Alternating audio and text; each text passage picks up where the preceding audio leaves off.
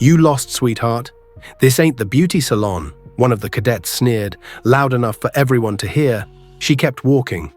Her faded green flight suit clung to her frame, wrinkled and stained, zipper low enough to invite stares but not scandal. Her boots echoed with precision across the corridor, but the sound was swallowed by laughter, arrogant, unearned, loud. More voices piled on. "Must be Halloween," one said. "Who let the pin-up fantasy onto base?" Another barked, wearing that jacket like she earned it. They all laughed, not quietly, not cautiously. They thought they knew exactly who she was.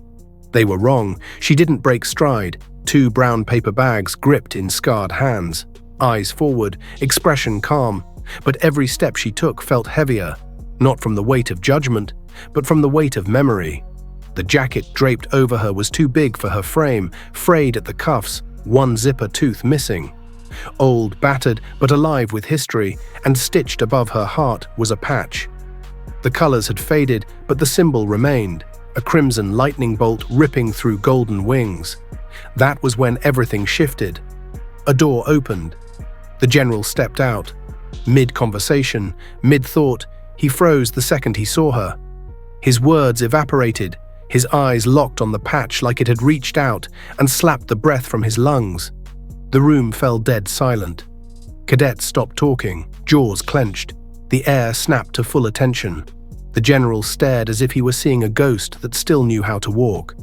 "Where did you get that jacket?" he asked, voice gravel soft and tight, with something deeper than surprise. She met his gaze. Calm. Director. Unshaken.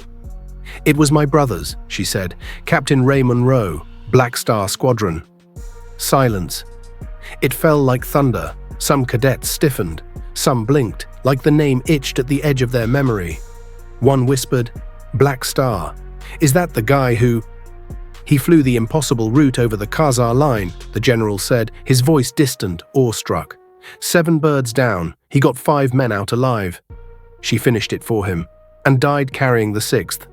Her voice was low, but it cracked through the hallway like a rifle report. The general stepped forward, not with command, but reverence. "Ray Monroe was the finest pilot I ever trained. He had a little sister, always chasing planes around the runway." She nodded. "I stopped chasing. I joined.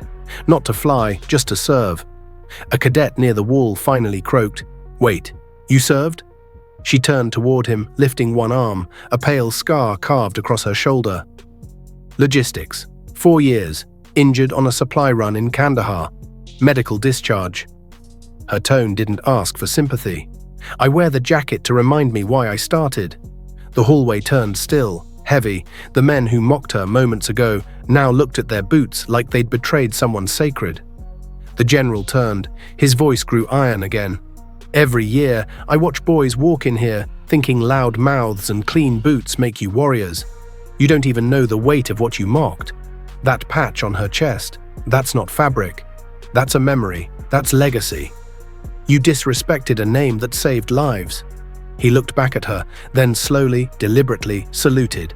"I should be saluting you." She hesitated, stunned, then returned the salute, her hand trembling slightly as it rose.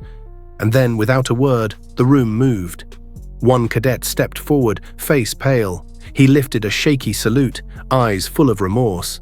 Another followed. Then another, until every last one of them stood at attention, not by order, but because their hearts demanded it. She gave a faint smile, adjusted the bags in her arms, her voice softened. "My brother used to say, courage isn't loud, it's quiet, like someone staying behind, so the rest can go home." She turned and walked past them. No one spoke. The same boys who laughed now moved aside like a wave breaking around a ship. They didn't speak. They couldn't. In that silence was something louder than any insult they'd ever thrown. Respect. As she turned the corner, the general remained rooted in place. Watching her go, eyes glazed not with shock, but memory. Like he could see Ray Monroe walking beside her. Maybe he could. So don't judge the jacket. Don't judge the size of the person inside it. Because sometimes the most broken-looking thing in the room is the only one that's earned every thread. And sometimes the highest-ranking soul doesn't wear stars on their collar. They carry ghosts in their chest. Before we end this story, let us know in the comments where you're watching from. If this hit you in the chest, subscribe to the channel, hit that like button, and drop karma in the comments below. Because real courage never shows off, it just shows up and leaves the whole room standing.